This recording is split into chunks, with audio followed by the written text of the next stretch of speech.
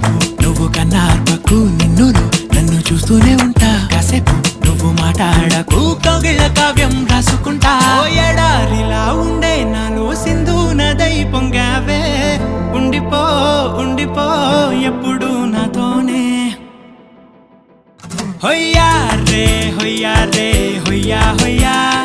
నీ వల్లే పిచ్చోడిలా తయారయ్యా హొయ్యా రే హొయ్యా రే హొయ్యా హొయ్యా